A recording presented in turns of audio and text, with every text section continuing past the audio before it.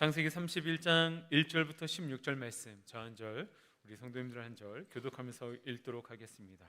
하나님의 말씀입니다. 야곱이 라반의 아들들이 하는 말을 들은즉 야곱이 우리 아버지 소유를 다 빼앗고 우리 아버지의 소유로 말미암아 이 모든 재물을 모았다 하는지라.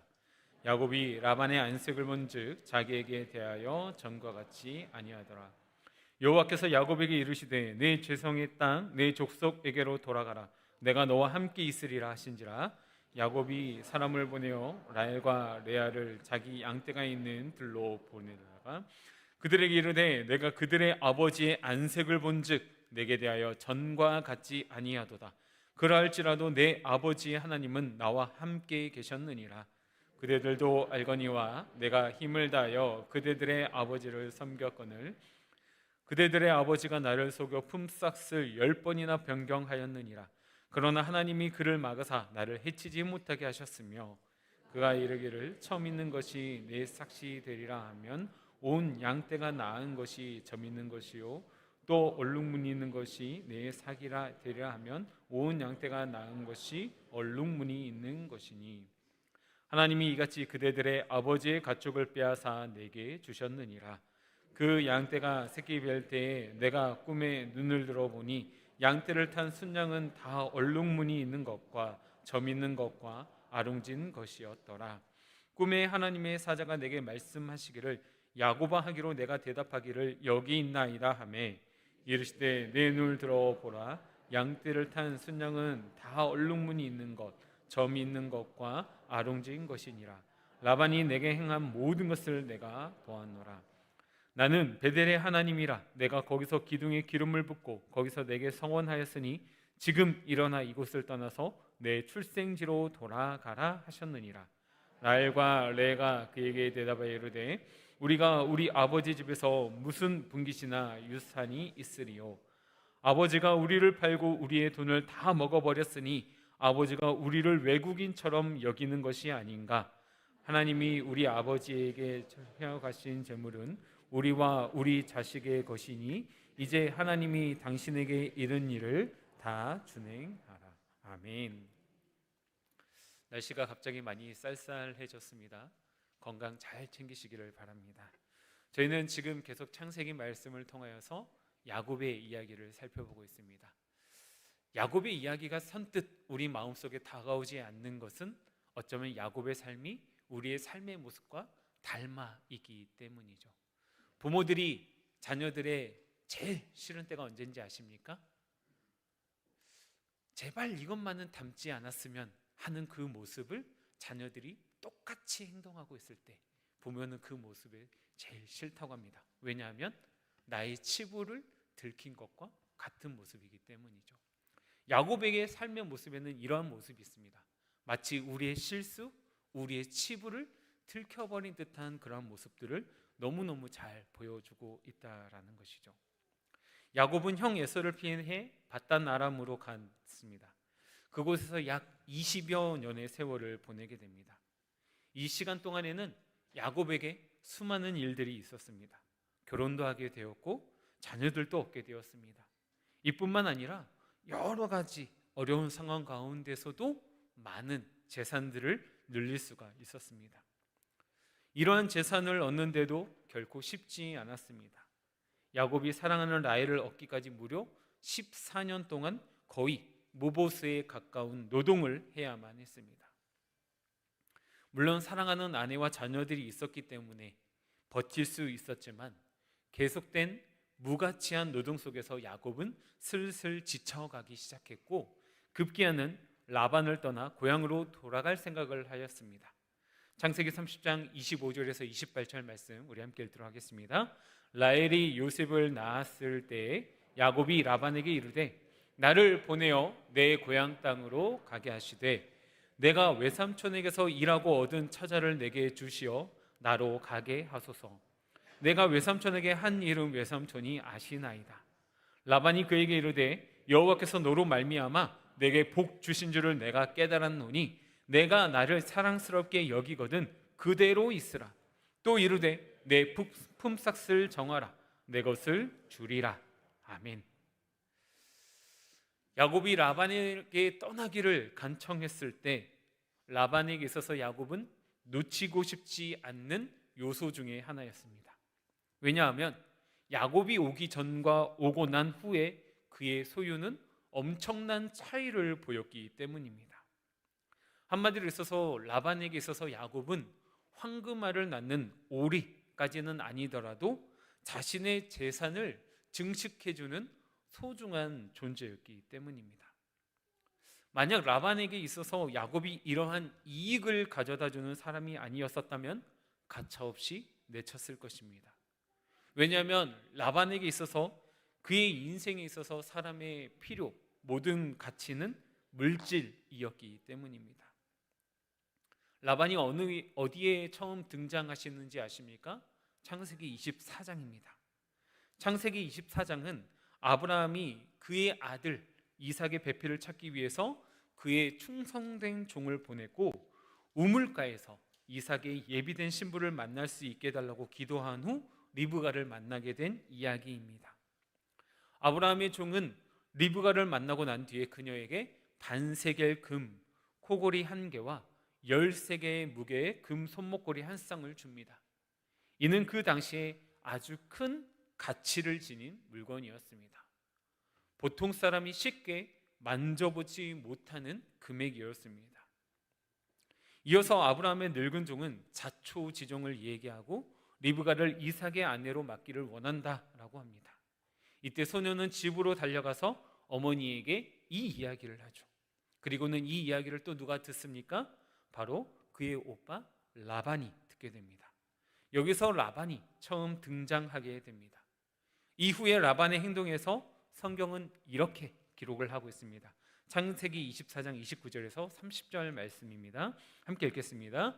리브가에게 오라버니가 있어 그의 이름은 라반이라. 그가 우물로 달려가 그 사람에게 이르러 그의 누이의 코골이와 그 손의 손목고리를 보고 또 그의 누이 리브가가 그 사람이 자기에게 이같이 말하더라 함을 듣고 그 사람에게로 나아갑니다. 그때 그가 우물가 낙타 곁에 서 있더라. 아멘. 그가 제일 먼저 본 것은 무엇입니까? 늙은 종이 아닙니다. 바로 누이의 코골이와 그 손의 손목걸이입니다. 그는 한 번에 그것의 가치를 알아보았습니다. 그리고 이어진 그의 행동은 무엇입니까? 24장 41절에서 33절에 나와 있는데 제가 읽어드리겠습니다. 라반이 이르되 여호와께 복을 받은 자여 들어오소서. 어찌 밖에 서 있나이까? 내가 방과 낙타의 초소를 준비하였나이다. 그 사람이 그 집으로 들어가매 라반이 낙타의 짐을 부리고 집과 사료를 낙타에게 주고 그 사람의 발과 그의 동행자들의 발 씻을 물을 주고 그 앞에 음식을 베푸니 그 사람이 이르되 내가 내 일을 진술하기 전에는 먹지 아니하겠나이다. 라반이 이르되 말하소서. 아멘. 라반의 행동은 무엇입니까? 종이 해야 할 일을 마다하지 않고 자신이 직접 하면서 매우 극진한 대접을 합니다. 만약 아브라함의 종이 리브가에게 금 반세겔의 코걸이와 13개의 무게의 금 손목걸이 1쌍을 주지 않았더라도 라반은 이렇게 행동을 했을까요? 절대 그렇게 행동하지 않았을 것입니다. 그가 이렇게 극진히 대접했던 이유는 그 늙은 종으로부터 무언가 엄청난 부스럭이라도 받을 수 있을까 해서라는 겁니다. 라반에게 있어서 모든 관계의 중심은 나에게 이익이 되느냐 그렇지 않느냐라는 것이었습니다.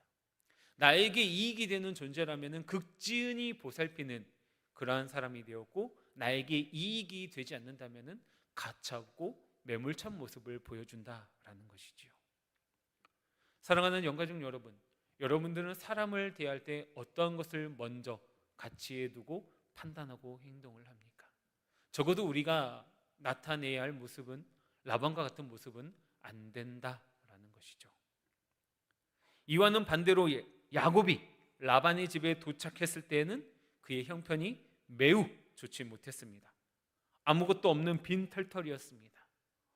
오랜 노숙의 생활로 인하여서 옷은 여기저기 헤어졌을 것이고 정말 거지꼴이었을 것입니다. 물질을 최우선의 가치를 두고 있었던 라반은 야곱을 대해 어떻게 대합니까? 창세기 29장 15절 말씀입니다. 함께 읽겠습니다.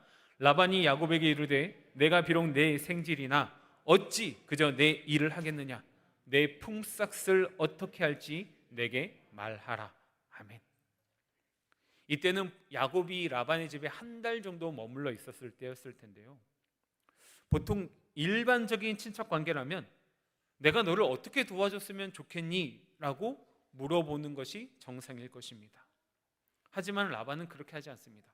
품삯을 정하라 라고 이야기합니다. 품삯이란 무엇입니까? 쉽게 이야기하자면 갑과 을의 관계라고 할 수 있겠습니다. 물론 삼촌이 조카의 자립심을 길러주기 위해서 이러한 관계를 맺을 수는 있습니다. 하지만 여기서 맺는 관계는 도움을 주기 위한 행동이 아니라 아무것도 없는, 보잘것없는 야곱을 그저 종처럼 부려먹기 위한 관계였습니다. 이렇게 야곱의 품삯의 생활은 시작이 됩니다. 라반의 딸 라헬을 자신이 받을 품삯으로 정한 야곱은 7년 동안 일하게 됩니다. 야곱이 자신의 딸을 사랑한다는 사실을 알게 되는 라반은 야곱이 7년을 며칠로 여길 수 있을 정도로 노련하게 자기 자신의 이익을 위해 이용할 수 있는 용의주도함을 갖고 있었습니다. 이렇게 야곱이 라반의 집에서 보내는 기간이 생각보다 길어졌습니다. 야곱에게는 많은 가족들이 생겼습니다. 레하, 라헬, 이뿐만 아니라 그녀들의 시녀인 실바와 빌하도 아내로 삼아서 아들 11명과 딸 1명을 낳습니다. 아들 10명과 딸 1명을 낳습니다. 라헬이 요셉을 낳았을 때 야곱은 자신의 고향으로 돌아가겠다라고 라반에게 말합니다. 어쩌면 이것은 당연한 일이었습니다. 야곱이 머물 곳은 그곳이 아니라 그의 가족들이 있는 곳이었기 때문입니다. 야곱은 라반의 집에서 무려 14년간 일을 했습니다. 이제 지쳤습니다. 더 이상 삼촌의 손에서 놀아나기 싫었고 삼촌에게 이용만 당하는 것도 싫었습니다. 그래서 비록 빈털털이지만 고향으로 돌아가고 싶은 마음이 있었습니다. 야곱은 매우 이러한 현실이, 상황이 답답했습니다. 그래서 창세기 30장 30절은 이러한 야곱의 심정을 잘 보여줍니다. 제가 읽어드리겠습니다. 내가 오기 전에는 외삼촌의 소유가 적더니 번성하여 때를 이루었으니 내 발이 이르는 곳마다 여호와께서 외삼촌에게 복을 주셨나이다. 그러나 나는 언제나 내 집을 세우리이까. 야곱은 솔직하게 이야기하죠. 나는 언제나 내 집을 세우리이까. 라반의 집에서 언제까지나 이러한 대우를 받으며 살 수는 없었다라고 이야기하는 것이죠. 야곱은 인격적인 존재로서 대우를 받으며 사는 것이 아니라 라반에 의해서 정해지는 비인격적인 모습으로 살고 있는 자신의 모습에 모멸감을 느끼게 된 것입니다. 그리고 이러한 모습을 하나님께서도 기뻐하시지 않는다라는 사실을 깨닫기 시작합니다. 하지만 라반은 야곱이 자신의 손에서 벗어나는 것을 거부합니다. 그래서 그 창세기 30장 31절에서 이렇게 새로운 제안을 하지요. 내가 무엇으로 내게 주랴. 라반은 여전히 품삯을 주는 갑의 입장에서 이야기하고 있습니다. 나는 너에게 주는 존재고 너는 나로부터 받아야만 하는 존재이다. 이것은 나의 것을 너에게 주는 상위 계급자의 모습입니다. 철저한 갑의 모습입니다. 이러한 사람들의 특징은 상대방의 의견을 듣지 않고 무조건 자신의 견해를 관철하는 일에만 몰두합니다. 라반은 심지어 레하, 라헬, 야곱 그리고 다른 가족들에게까지 피해를 주면서도 그들이 제기하는 타당한 불만을 들어주지 않습니다. 하나님께서 축복해 주셔서 부를 쌓게 된 야곱을 향해서 라반은 본색을 드러내기 시작하는 것이죠. 창세기 31장 2절에 보니까 야곱이 라반의 안셈을 본즉 자기에게 대하여 전과 같지 아니하더라. 라반이 야곱에게 어떻게 할까라고 새로운 제안을 제시했을 때에 야곱은 이제 자신의 재산을 증식할 수 있는 방법을 이야기합니다. 그러자 라반은 꾀를 내어서 건강하고 또 점이 없고 아롱진 것들이 없는 것들은 3일 길 지난 곳으로 자신의 재산을 놔두고 그런 것들을 놔두고 이제 하얀 양들만 놔두고 그곳에서 아롱진 것들이나 점들이 있는 것만 너의 재산으로 해라 라고 이야기를 하죠. 그런데 하나님의 은혜로 말미암아 야곱은 많은 때를 이루게 됩니다. 그러자 라반의 안색이 바뀌기 시작하는 거죠. 야곱이 라반의 안색을 살펴보니 자기를 대하는 라반의 태도가 이전과 같지 않았다. 라반은 야곱이 번창하는 것이 싫었습니다. 그는 싫은 기색을 이제 노골적으로 드러냅니다. 어쩌면 야곱이 자신의 재산을 빼앗는 것이라 여겼을지도 모르겠습니다. 그래서 수시로 품삯을 변경했는지도 모르겠습니다. 라반뿐만 아니라 그 아들들 또한 야곱을 시기하고 질투하며 적대적으로 그를 대하게 됩니다. 이 일을 통해서 야곱이 결심한 일은 무엇입니까? 이제는 집으로 돌아가야겠다라는 마음을 품게 되었다는 것입니다. 만일 라반과 그의 아들들이 야곱에게 친절을 베풀며 호의를 계속해서 베풀었다면 야곱은 그들을 떠날 필요가 없습니다. 이렇게 편하고 좋은데 왜 떠나겠습니까? 그곳에 가만히 머무를 것입니다. 하지만 라반과 그 아들들의 태도가 아주 적대적으로 변한 것을 본 야곱은 이제는 더 이상 이곳에 머물 수 없게 되었다라고 생각을 하게 된 것이죠. 이제는 이것을 떠나겠다라는 마음을 굳건히 맺게 됩니다. 이러한 일들은 우리가 살아가는 동안에 종종 발생되는 일들입니다. 우리가 살아가다 보면 우리의 환경이 안 좋아질 수 있습니다. 그렇게 되면 되게 괴로움을 느끼면서 불평과 원망이 쏟아지게 됩니다. 나는 하나님을 잘 믿고 하나님을 잘 따르는데 왜 도대체 이러한 일들이 발생이 되는가? 왜 나의 일은 자꾸만 꼬여만 가고 잘 안 풀리는 건가? 하나님께 묻기도 하고 원망하기도 하고 불평하기도 합니다.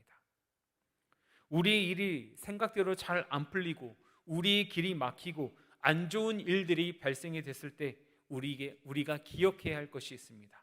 그것은 바로 지금 내가 변화해야 할 시간이라는 것입니다. 하나님께로 돌아가야 할 시간이라는 것이죠. 그동안 내가 다른 것들에 정신이 팔려서 하나님과의 관계에 소홀했구나. 이제는 진짜로 하나님의 말씀을 붙들고 내가 하나님과 더욱더 친밀해져가는 시간을 가져야 할 그러한 시기구나라는 것을 깨달아야 한다는 것입니다. 하나님은 우리에게 일부러 실수해서 우리에게 고통의 시간을 주는 것은 아닙니다. 바로 이 힘들고 어려운 시간들을 통해서 우리에게 새로운 길을 제시하시고 우리의 발걸음을 인도하신다라는 것입니다. 지금 내가 해결할 수 없고 내 능력을 넘어서고 내가 어떻게 할 수 없는 상황이 될 때, 나는 아무것도 할 수 없음을 알고 고백을 할 때 신실하신 하나님 한 분만 의지하며 믿음으로 나아가는 시간임을 믿으시기 바랍니다. 이 사실을 깨닫고 한 걸음 나아가는 사람은 한 단계 더 성장하실 수 있을 것입니다. 하지만 반대로 깨닫지 못하면 그냥 그 자리에 머물고 마는 인생이 되는 것입니다. 야곱은 자신과 아내, 자녀들에 대한 라반의 행동을 견딜 수 없었습니다. 그리고 그의 아내들에게 이 사실을 다 알리게 되죠. 오늘 본문 6절에서 7절 말씀 우리 함께 읽겠습니다. 그대들도 알거니와 내가 힘을 다하여 그대들의 아버지를 섬겼거늘 그대들의 아버지가 나를 속여 품삯을 10번이나 변경하였느니라. 아멘. 라반은 야곱이 받을 품삯을 10번이나 변경했습니다. 여기서 10번은 숫자 10을 의미하는 것이 아니라 가득 찬 만수의 개념으로 많이, 여러 번, 수시로라는 뜻이 있습니다. 야곱은 어떠한 사람이었습니까? 속이면 속였지 속임을 당하는 것에 익숙치 않는 사람이었습니다. 그는 아버지 이삭과 형 에서를 속이고 외삼촌 라반에게로 왔습니다. 이 속은 에서는 그의 아버지 이삭에게 이렇게 말하죠. 그의 이름을 야곱이라 함이 합당하지 아니하나이까. 그가 나를 속임이 이것이 두 번째니이다. 전에는 나의 장자의 명분을 빼앗고 이제는 내 복을 빼앗았나이다. 창세기 27장 36절 상반절에 있는 말씀입니다. 이 말 자체로 야곱의 삶 자체는 속임수가 가득한 삶이었습니다. 하지만 자신보다 더한 속임수 앞에서는 아무것도 할 수 없는 무력한 사람이었습니다. 아마도 야곱은 이러한 일들을 통해서 자신이 그동안 해왔던 행동에 대해서 다시 생각해보는 시간들이 되었을지는 모르겠습니다. 야곱의 이름 자체가 속이는 자, 남의 발을 걸어 넘어뜨리는 자. 야곱은 그 죄악의 괴로운 흔적들을 가슴에 새기고 있었습니다.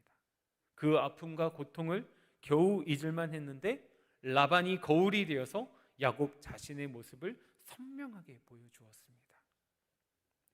라반에게서 자신의 모습을 본 야곱은 분노했습니다. 그렇다고 해서 그 분노가 라반의 갑질을 멈추게 하지는 못합니다. 왜냐하면 야곱의 분노는 라반에게 아무런 영향력을 끼치지 못하기 때문입니다. 그러자 누가 그의 인생에 개입하십니까? 하나님께서 개입하십니다. 창세기 31장 13절 말씀입니다. 우리 함께 읽겠습니다. 지금 일어나 이곳을 떠나서 내 출생지로 가라. 31장 13절 다시 한번 읽겠습니다. 나는 베델의 하나님이라 내가 거기서 기둥에 기름을 붓고 거기서 내게 서원하였으니 지금 일어나 이곳을 떠나서 내 출생지로 돌아가라 하셨느니라. 아멘. 우리는 하나님께서 라반과 야곱 사이의 부당한 관계에 개입하고 계심을 주목할 필요가 있습니다. 물론 이것이 하나님의 때가 되어서 하나님이 이제 야곱의 훈련을 마치고 야곱의 고향 땅으로 인도하고 있는 것일 수도 있습니다. 지금 일어나 내 출생지로 돌아가라는 말씀에 순종한 야곱은 온 가족과 그동안 자신이 모은 재물을 가지고 고향으로 떠납니다. 그런데 라반에게는 이 일을 알리지 않습니다. 왜냐하면 분명히 말릴 것이고 어떠한 일을 자기에게 행할지 모르기 때문입니다. 3일 후 야곱이 자신의 모든 것을 가지고 도망쳤다라고 느끼는 7일 길을 쫓아 길르앗산에서 야곱 일행을 만나게 됩니다. 그가 이렇게까지 열심히 야곱의 일행을 쫓아간 이유는 그를 죽여서라도 자신의 재물을 찾아오겠다라는 마음과 생각이 있었기 때문입니다. 마침내 그의 본색이 드러난 것이죠. 야곱을 향해 그의 자녀들과 손주들을 향해 가지고 있던 생각이 수면 위로 올라온 것입니다. 라반의 이러한 태도는 사실은 이미 31장 초반부에서 이야기하고 있습니다. 라반의 안색이 달라졌고 그의 아들들의 안색이 달라졌다. 이 말의 무슨 뜻이냐면은 그들이 표정이 점점 악독하게 변하였고 심지어는 한 번만 걸려봐라 그러면 내가 야곱을 바로 그 자리에서 죽이겠다라고 마음을 먹었다라는 것이죠. 그리고 마침내 그는 찬스를 잡았고 7일 길을 쫓아가서라도 야곱을 죽여 자신의 모든 것을 되찾아올 생각을 갖고 있었습니다. 하지만 이 일을 누가 막으십니까? 바로 하나님께서 막으십니다. 창세기 31장 23절에서 24절 말씀 함께 읽도록 하겠습니다. 라반이 그의 형제를 거느리고 7일 길을 쫓아가 길르앗산에서 그에게 이르렀더니 밤에 하나님이 아람 사람 라반에게 현몽하여 이르시되 너는 삼가 야곱에게 선악간에 말하지 말라 하셨더라. 아멘.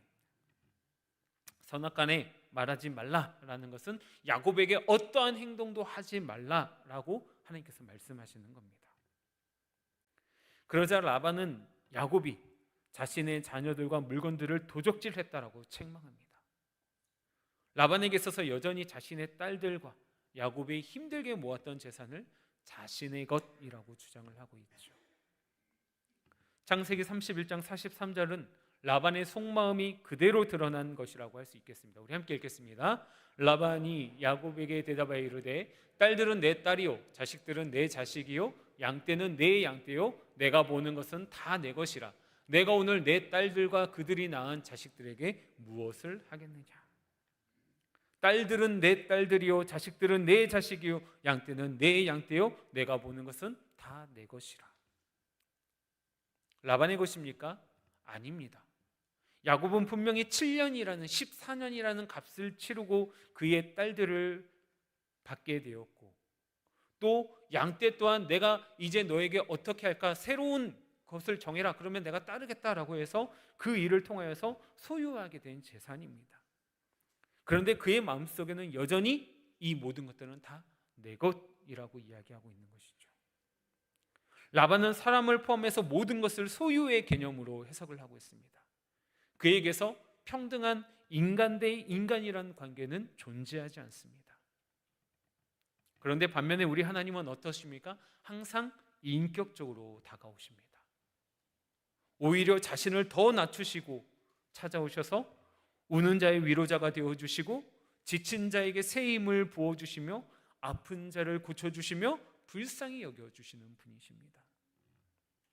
야곱이 힘들고 어려운 상황 가운데서도 다 보고 계셨고 알고 계셨으며 함께하고 계셨습니다. 그리고 야곱을 죽이려 한 라반에게 찾아가셔서 그를 막으시고 야곱을 지키시는 분이시라는 것이죠. 하나님은 우리의 눈에 보이지 않습니다. 나의 가장 고통스러운 순간조차도 나와 함께하지 않는 것 같습니다. 이 세상에 덩그러니 나 혼자 홀로 놓여져 있는 것 같습니다. 그건 우리만의 착각이라는 것이죠. 우리 하나님은 신실하고 변함없으십니다. 여전히 우리를 사랑하고 계시고 우리 눈에 보이지 않을 뿐이지 우리와 함께 하시고 우리와 동행하시며 그 누구보다도 우리의 모든 상황을 잘 알고 계신다라는 것이죠. 그리고 어려운 순간 힘들고 지친 상황에 야곱을 지키고 보호하셨던 것처럼 우리 하나님께서는 지금 이 시대에도 이 순간에도 우리에게 동일하게 역사하고 계심을 믿으시기 바랍니다. 이재철 목사님께서 쓰신 참으로 신실하게 라는 책에 이러한 글귀가 있습니다. 제가 읽어드리겠습니다. 병들어 있는가? 하나님께 감사하라. 지금이야말로 그대 심장이 뛰는 것도 하나님의 은혜임을 깨닫고 그대 생명으로 주님을 위해 살 때이다. 건강한가? 감사하라. 건강을 우상으로 삼지 않고 건강을 하나님의 도구로 기꺼이 사용할 때이다. 가난에 처해 있는가? 감사하라. 물질의 노예가 되지 않고 진리를 위해 자신을 던질 수 있습니다. 부유한가? 감사하라. 하나님의 선한 청지기가 되는 기쁨을 누릴 기회이다. 실패했는가? 이제야말로 그대의 뜻이 아닌 하나님의 뜻이 이루어짐을 겸손히 기다릴 때이다. 성공했는가? 교만에 빠짐없이 오히려 하나님의 영광을 나타낼 때이다. 젊었는가? 무엇에든 도전할 수 있고 실수가 인정됩니다. 상대적으로 늙었는가? 그동안 쌓은 경륜으로 이제부터 남들을 위해 삶의 그늘을 제공할 수 있는 거목이 되어 갑니다. 우리가 감사의 요건을 찾지 못하고 원망과 불평의 거리를 찾는다면 얼마든지 이 모든 것들은 우리 입술에 불평과 원망을 남는 죄악의 도구로 심겨진다는 것이죠. 그런데 반대로 우리가 어떤 상황에 처해 있든지 간에 그것을 감사의 요건으로 찾고 이것을 통해 하나님께서 일하실 것들을 찾는다면 그것들은 우리에게 감사의 도구가 되는 풍성한 요소들이 된다라는 것이죠. 사랑하는 영가족 여러분, 우리의 삶 가운데 힘들고 어려운 일들이 계속되고 있습니까? 도저히 나아질 것 같지 않는 끝이 없는 터널과 같은 인생길을 걸어가고 있는 것 같습니까? 이럴 때 우리의 삶을 다시 한번 돌아보시기 바랍니다. 지금이 바로 야곱이 자신의 출생지로 돌아가야 할 때인 것 같이 우리가 하나님께로 돌아가야 할 때라는 것을 결단해야 할 때임을 믿으시기 바랍니다. 하나님은 지금도 우리와 함께 계시고 우리에게 말씀하고 계십니다. 내 본향으로 돌아가라. 나에게로 돌아오라라고 간절히 부르짖는 그 하나님의 음성을 들으시고 하나님 앞에 반응하시는 우리 귀한 영가족들 되시기 바랍니다.